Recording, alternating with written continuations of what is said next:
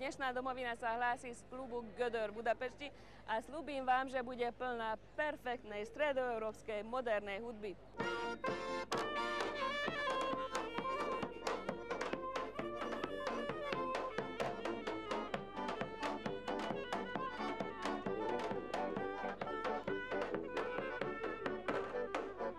Ťažko sa nám verí, ale od prevratového roku 1989 už prešli 2,10 ročia. Dnes 4. júna na výročie prvých slobodných volieb v Poľsku sa tu zišli hudobné skupiny z Maďarska, Slovenska, Česka, Poľska, Rumunska, Bulharska, pa aj z Nemecka, aby spolu oslávili jubileum zmeny politického režimu. To teda bude Freedom 89.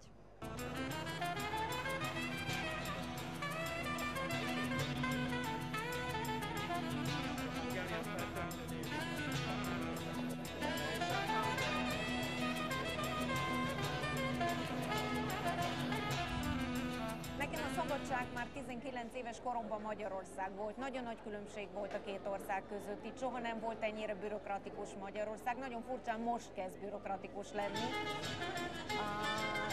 De akkor, hát én itt európai embernek éreztem magam, egy nagyon arisztokratikus, nagyon nyugodt országban, nagyon nyugodt emberek éltek itt a 80-as években. A Bulgária izgággal, ideges volt, tele problémákkal, és kezdenek eltűnni a különbségek furcsa módon.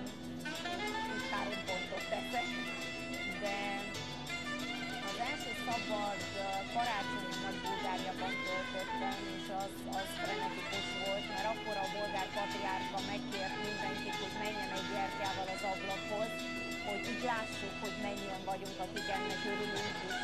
Csupa gyertya volt az egész város, és ez nagyon-nagyon szép volt, és nagyon szép jelképe volt ennek, hogy most már szabadon látjuk a fényt. За мен е една изключителна опитност да си преживял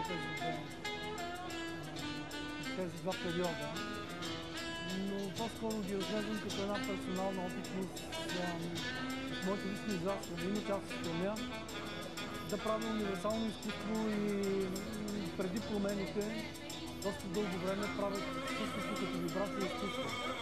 Значи аз не съм ни очаквал, че промените ще дойдат. Както много мои връстници, както много мои приятели творци. Тоест това, че промените дойдоха, отключиха в нас една част от потенциал, който може би нямаше да се реализира. Но иначе моето изкуство е обърнато в всички общочовешки планове, всичките общочовешки послания. И мисля, че разликата не е много голяма между сега.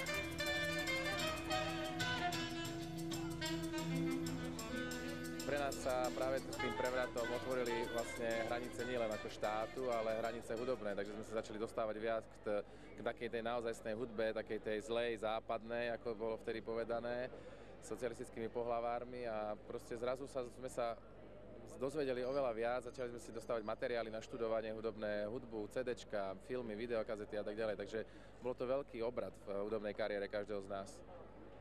Dámy ako vidia? No, ja to zase nevidím len tak cez hudbu, ja to vidím aj tak, že 89. vo mne zanecháva obrovské zimomriavky. Ja už som vlastne skončila školu, začala som pracovať, takže som to ako dospelý človek vnímala a vždy hovorím, že dnešní mladí si vôbec neuvedomujú, čo to bol 89. a predtým. Takže možno Danka, ona bola vtedy ešte fakt šuška. Áno, ja som mala vtedy 5 rokov, priznám sa. Ale možno, že som to začala vnímať asi o také 2 roky neskôr, keď začali ku nám prichádzať aj rozprávky od Walta Disneyho a Káčerovo a Chippendale a tak. Ale z toho pohľadu nejakého historického, čo sa udialo, študujem dejepis, takže viem si predstaviť možno, že viac ako mladí ľudia, čo to bolo, možno, že sa viem žiť do kože aj mojich spoluhráčov a určite skostnatený systém, ktorý bol a železná opona padla, takže tým pádom je povedané všetko. Sloboda, otvorené okna do Európy a do sveta.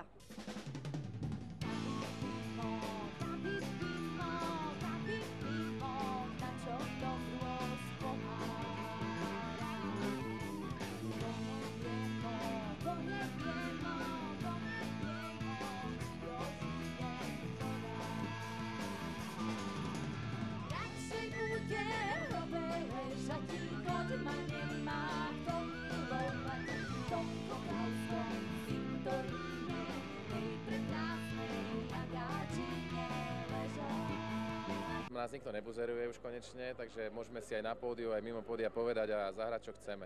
To je ako taká tá obrovská devíza toho celého, ale zase je pravda, že ľudia stratili trošku kontakt, začalo to byť veľmi neosobné celé, tvrdé lakte a tvrdý biznis, či už v hudobnej branži, alebo všeobecne. Ide sa cez mŕtvoly, či už je to v kariére bežných ľudí, alebo je to pre muzikantov. Proste začalo to byť viac neosobné, také chladnejšie. To, čo bolo za socializmu, práve tí ľudia tým, že boli na nich páchané tie krivdy a boli uzatvorení v tom svojom ako kvázi štáte, tak držali spolu viac. Viac sa akože komunikovali medzi sebou a vlastne to ich spájalo, že vlastne boli neslobodní. Tá sloboda spôsobila práve tú takú chladnosť medzi ľuďmi. To je tak asi všetko. Ale ja som určite zástancom toho, že je to lepšie.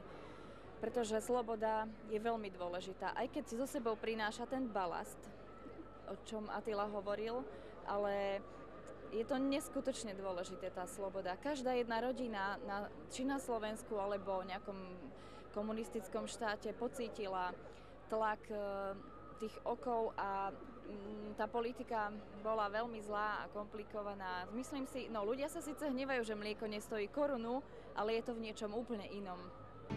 Radšej bude hrobe ležatíko, ma nemá kto milovať, kto okázkom cintoríne, tej prekrásnej Margáčine ležať. V rámci hudby, čo sa týka, tak to otvorenie vidím v tom, že aj na Slovensko prichádzajú rôzne štýly, ako keby sa roztrhlo také vrece z world music, by sa dalo povedať, alebo s etnobeatom, čo sme kedy pred 89. poznali možno, že pesničky z bývalého ZSSR, tak teraz sú to národy a krajiny, ktoré ľuďom za železnou oponou neboli známe, nepoznali žiadnu kultúru a pre mladých ľudí, aj pre mňa, aj môžem povedať aj z mojej vekovej kategórie, sú rady, že počujú aj niečo takéto, sú rady, keď sa dozvedia o tradíciách v rôznych krajinách, či je to etno, či je to ľudovka, či je to hudba proste z krajín, z hocikadiaľ. Myslím si, že to bolo fajn.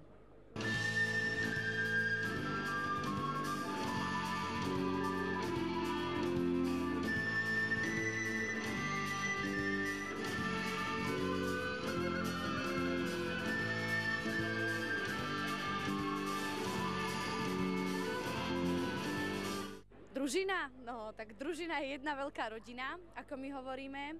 A v rámci hudby, ja by som to zase v rámci tej mojej vekovej kategórie mohla povedať, že sme priblížili ľudové pesničky ľuďom, ktoré by oni ich nikdy nezakopli.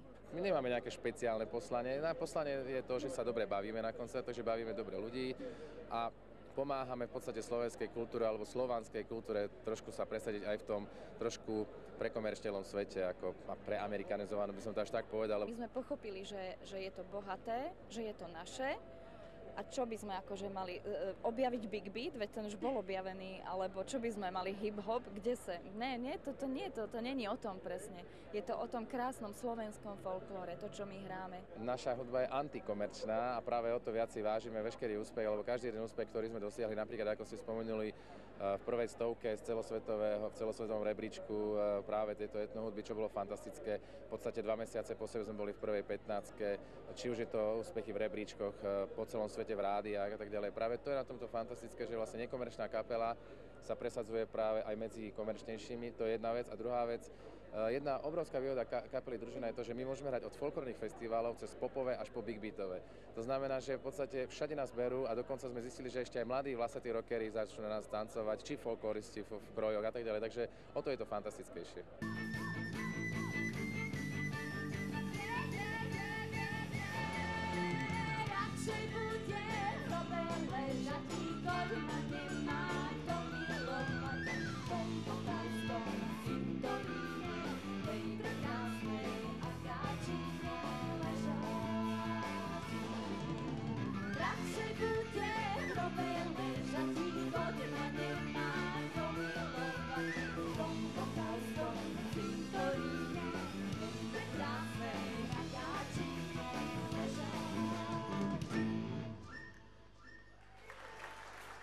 Pentru noi a însemnat accesul la informație. Am avut acces la muzici, au început să curgă muzici de care până atunci poate nu auzisem sau auzisem, dar nu aveam muzica respectivă. Pentru mine asta înseamnă acces la informație.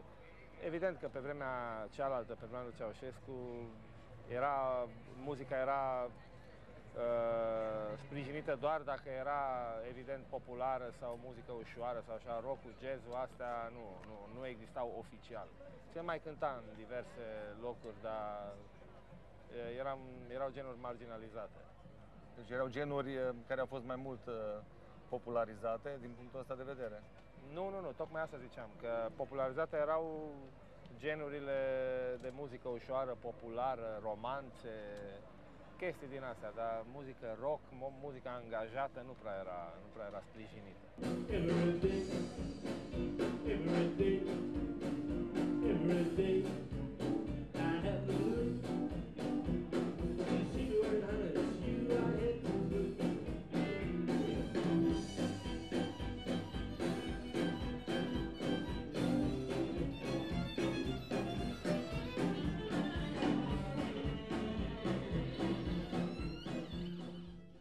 Publicul în secunda 2 s-a împărțit în mii de publicuri mai mici, pentru că dacă pe vremea cealaltă nu făceai diferența între diferite genuri de public, în secunda 2 cum au dat de muzici, cum au dat de informații, cum au dat de mai multe stiluri, s-au împărțit pe stiluri. Fiecare gen muzical are publicul lui.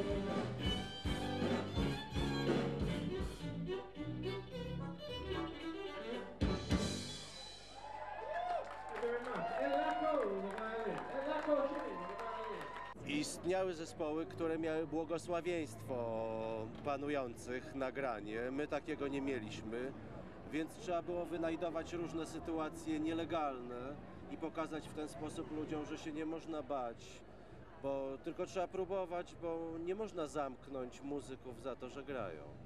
Czyniłoby to absurdalną władzę i ośmieszało ją i o to chodziło. Dla mnie one czasy były dnem, od którego należało się odbić. Znaczy, były odskocznią, od której w sposób naturalny uciekaliśmy w muzykę, w działanie, w każdego innego rodzaju performance tworzony gdziekolwiek. Lata 80. to był kompletny syf.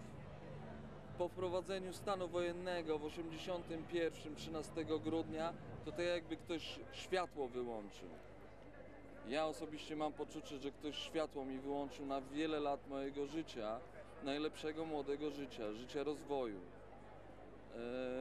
To był też czas, w którym nie można się było zmieścić. W związku z tym nasze działanie, moje, naszych kolegów, przyjaciół, artystów musiało wychodzić poza tą zamkniętą strukturę, poza tą niewolę po prostu. W związku z tym szukaliśmy wolności w sztuce.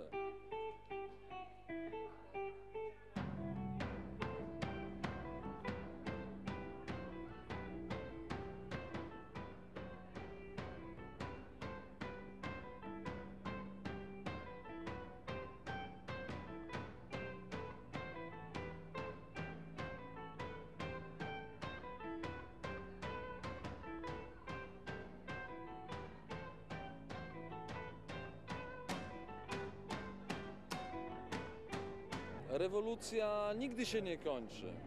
Przemiana wciąż trwa. Trzeba o to dbać, bo wcale czy teraz jest naprawdę dobrze, czy jesteśmy wolni, tak? Czy jest solidarność w tej chwili? Czy wszystko jest załatwione? Wszystko jest zrobione? Wszyscy jesteśmy szczęśliwi? Jeżeli tak nie jest, to znaczy jeszcze omawiając ten przełom, rzeczywiście stary świat się wtedy skończył. On wtedy pogrążył bardzo wiele ofiar. Tych ludzi, którzy z powstaniem nowego świata po prostu zbiednieli, stracili miejsca pracy, cały system im się rozsypał. Rewolucja? Chyba tylko rewolucja świadomości.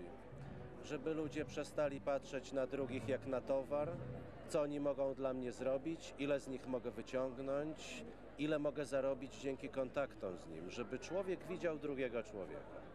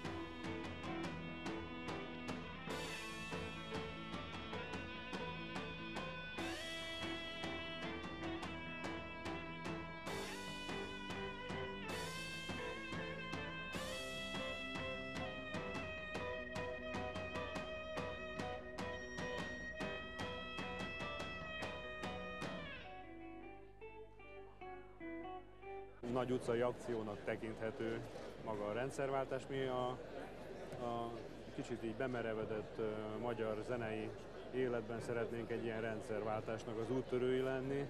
Az Egosztons együttes, mint marching band, vagy vonulós zenekar. Reméljük, hogy ennek a folyamatnak nem csak előfutárai, hanem majd élharcosai is lehetünk. De azért ez az utcán marsolás, marching band, a rendszerváltás előtt elég elképzelhetetlen lett volna maga a műfaj is. Igen, hát nekem is vannak emlékeim, amikor még utcán éltem Pozsonyban, Prágában, és ott a rendőrök vittek el, és aztán különös dolgokat műveltünk ott a Vencel téren, még 89-ben, amikor a dudámmal összerántottam kb. 500 embert a Vencel téren, és amikor jöttek a rendőrök, akkor hatalmas fügy, szóval tiltakozott a tömeg, hogy ezt az egyetlen bátor utcazenészt így próbálják elhallgattatni, Pozsonyba pedig pénzzel dobálták meg a rendőröket.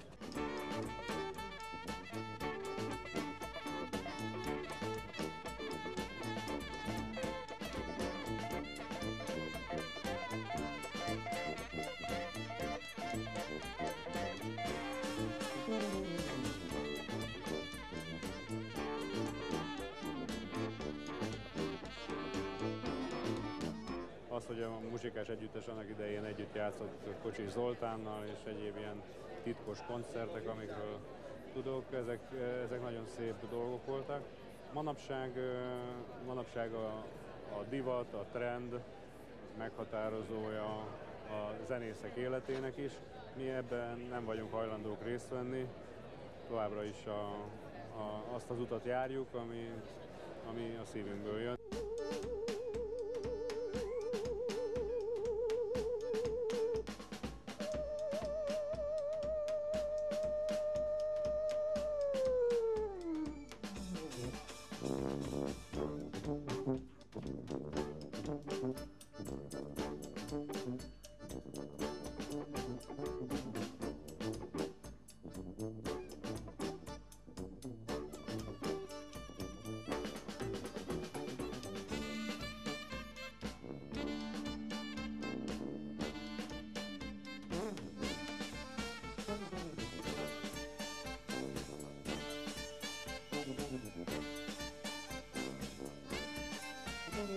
Ich bin kein großer Fan der finanz- und wirtschaftsdominierten Welt. Es ist aber halt ein sehr großes Thema und sehr diffizil. Man kann nicht einfach auch nur sagen, der Kapitalismus muss weg, weil dann ist die nächste Frage, ja und was machen wir dann? Es ist schwer und momentan ist eine große Suche da, überall in allen alternativen Bereichen und Medien. Was kann nach dem Kapitalismus kommen, wenn wir eben Fehler von früher nicht wiederholen wollen, was der real existierende Sozialismus gemacht hat. Meiner Meinung nach ist noch sehr viel unausgeschöpft im Sozialismus und Kommunismus, aber man darf es eben nicht gleichsetzen mit dem, was in der Sowjetunion und so weiter existiert hat. Das war eben kein Kommunismus, das war genauso ein Herrschaftssystem und Machtsystem, wie wir es überall auf der Welt immer wieder in verschiedenen Formen haben, ne? Mit allen negativen Aspekten und so weiter. Also ich glaube, dass im Sozialismus, Marxismus noch etliches zu machen ist, aber eben auch, es muss in einer sehr modernen Form sein, die den ganzen heutigen Bedürfnissen angepasst ist. Und das ist ultra, ultra komplex. Já si teda pamatuju tak pískoviště z té doby, ale Lucie by si možná mohla pamatovat, jak se měli studenti na střední škole. Ano, byla jsem ve stávkovém výboře.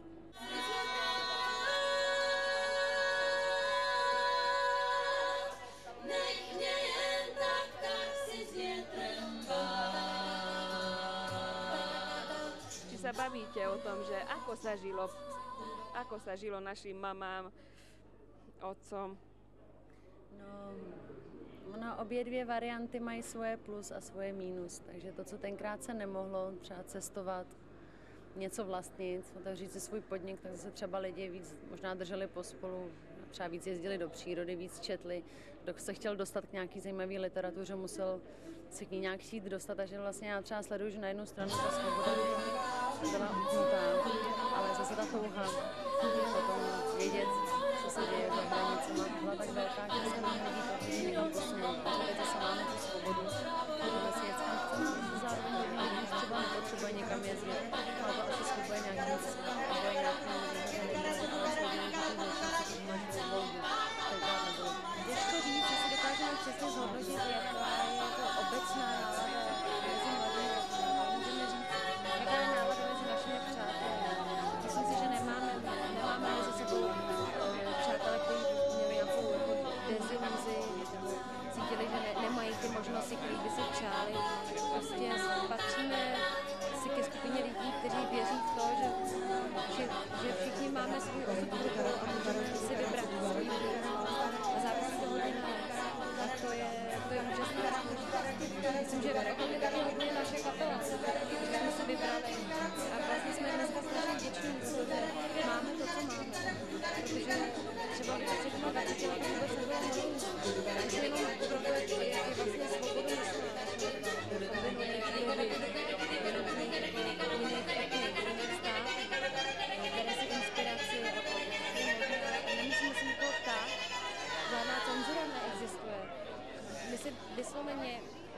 vysloveně užíváme, že máme tu svobodu.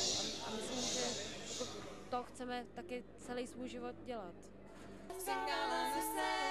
Singala na se,